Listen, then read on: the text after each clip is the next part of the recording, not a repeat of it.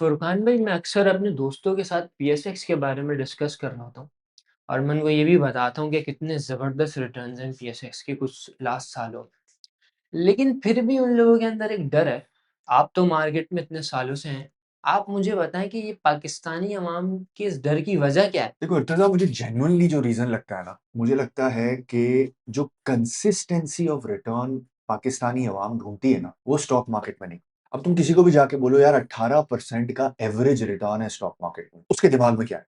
उसके दिमाग में ये आएगा, आज मैंने लाख रुपए इन्वेस्ट किए, अगले साल 1,18,000 हो जाएँगे, उसके अगले साल 18% और रिटर्न, फिर अगले साल 18% और रिटर्न। बट स्टॉक मार्केट ऐसे काम नहीं करती। स्टॉक मार्केट कैसे काम करती है पता है? 30% return, 40% return, 50% return, 30% return, 80% return, -30% return, फिर -20% रिटर्न, फिर -15% रिटर्न। सो एवरेज में जब हम देखेंगे ना, तो मार्केट का 16 से 18% का रिटर्न है। लेकिन जो जिस पॉइंट ऑफ टाइम पे बंदा आ रहा है ना, उसके लिए उस साल का रिटर्न मैटर्स अ लॉट। ठीक है? अब क्रिप्टो से ज्यादा तो रिस्की कुछ भी नहीं है, राइट? उसके पीछे तो एक व्हाइट पेपर है, उसकी एग्जीक्यूशन के बारे में भी आपको नहीं पता है, व्हाइट पेपर ही है ना। बट क्योंकि उसने कुछ सालों तक स्ट्रेट रिटर्न दिया है, तो लोग रिस्क भूल जाते हैं। वो मैं हमेशा समझाता हूं, तुमने भी वीडियो देखी होगी कि रीसेंसी और रियलिस्टिक रिटर्न की। तो रीसेंट रिटर्न बिटकॉइन में क्या है या वो क्रिप्टो में क्या है? तेजी तेजी तेजी तेजी तेजी तेजी। तो लोग कहते हैं यार इसमें रिस्क नहीं है। रिस्क उसमें भी उतना ही है, वो 40-40, 50-50% घट सकता है।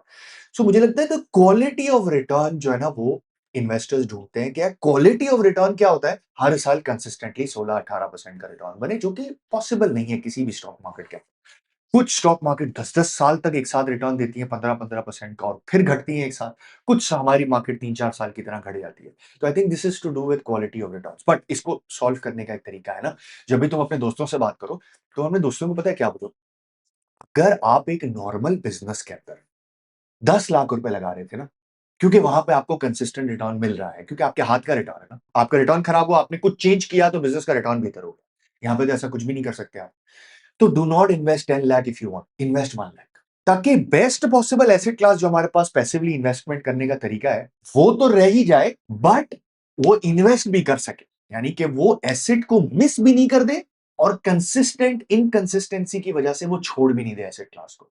सो मुझे जेन्युइनली ऐसा लगता है। वो तो बहुत आसान है कहना कि यार अकाउंट ओपनिंग बहुत मुश्किल है वगैरह वगैरह, वो मुश्किल होगी, अपनी जगह पे मुश्किल होगी। बट मुझे लगता है कि जब लोगों को ये बात समझ में आ गई ना कि यार it's a good asset class, but इसका जो कंसिस्टेंसी का प्रॉब्लम है और उसको हम सॉल्व इस तरह कर सकते हैं, तो शायद लोग स्टॉक मार्केट में आ जाए। ये तो फुरकान भाई, आपने मेरी एक्सपेक्टेशन से कुछ ज़्यादा ही अलग बात बता दी। मैं तो एक्सपेक्ट कर रहा था कि फाइनेंशियल लिटरेसी की पाकिस्तान में कमी है और दूसरा ये कि एंट्री बैरियर मुझे लगता है अभी भी है। लोग सबसे पहले यही सवाल करते हैं कि यार अकाउंट कैसे खुलवाना है? तो हाँ, इस बारे में आपका क्या ख़्याल है? नहीं, दोनों चीजें बिल्कुल सही हैं। मैं दोनों चीजों से डिसएग्री नहीं करूंगा कि यार हाँ, ये एंट्री है ना, एंट्री अकाउंट कैसे खुलेगा? एक जगह पे आपने अकाउंट खोल दिया, ब्रोकर ने आपको जवाब नहीं दिया। ऑनलाइन अकाउंट खोला आपने, ब्रोकर ने आपको जवाब नहीं दिया, एनसीसीपीएल में डेटा चला गया, लेकिन अब आप दूसरे वाले ब्रोकर के पास जाएंगे तो वो बोलेगा आपका ऑलरेडी अकाउंट इन प्रोसेस है, तो आप फंस जाएंगे। पॉइंट नंबर 2, फाइनेंशियल लिटरेसी का भी प्रॉब्लम है। बट यार मैंने नहीं सुना है इंडिया के अंदर कोई यूनिवर्सिटी के अंदर फाइनेंशियल लिटरेसी की क्लासेस होती हैं। तुमने सुना है? नहीं। नहीं सुना, बट वहां पे इन्वेस्टर है। मैंने नहीं सुना है अमेरिका के अंदर होती है, बट वहां पे इन्वेस्टर्स हैं। बहुत सारे ऐसे मुल्क होंगे ना, फाइनेंशियल लिटरेसी फॉर्चुनेटली अनफॉर्चुनेटली ना, इंसान को खुद को लेनी पड़ती है, और उसके लिए हम जैसे बहुत सारे चैनल हैं जो हेल्प करते हैं। Account opening entry is the problem. But तुम्हारा क्वेश्चन क्या था कि यार रिटर्न होने के बावजूद भी लोगों को रिस्क क्यों लगता है? तो मुझे नहीं लगता account opening is a risk, this is some other entry जिसकी वजह से प्रॉब्लम आ रहा है कि यार मैं खोलने का डिसाइड भी मैंने कर लिया, बट मेरी अकाउंट ओपनिंग में प्रॉब्लम आ रहा है। मुझे फाइलर नॉन फाइलर में प्रॉब्लम आ रहा है। मुझे नहीं पता है स्टॉक मार्केट में इन्वेस्ट कैसे करना है, बट जो रिस्क है ना, वो मुझे ऐसा लगता है उसका रीजन ये these are genuine concerns, these are genuine problem. But अगर लोग कहते हैं, जैसे तुम्हारा दोस्त कहता है ना तुम्हें कि फुरकान भाई जेन्युइनली अकाउंट ओपनिंग फॉर्म नहीं समझ पा रहा, मैंने सरमाया की वीडियो देख ली। मैंने और भी बहुत सारे कंटेंट क्रिएटर्स हैं जो कि जेन्युइनली बहुत अच्छी तरह से हेल्प करने की कोशिश कर रहे हैं, मैंने उनकी वीडियोस देखी, लेकिन उसके बाद भी नहीं समझ में आ रहा। तो वो इस वीडियो के नीचे कमेंट डाल दें, और जो जो सवालात होंगे ना, उसको इस वीडियो में डाल देंगे। तुम भी अपने दोस्तों से सवालात ले आओ और उस पर एक वीडियो बना दो। चलें, ठीक है।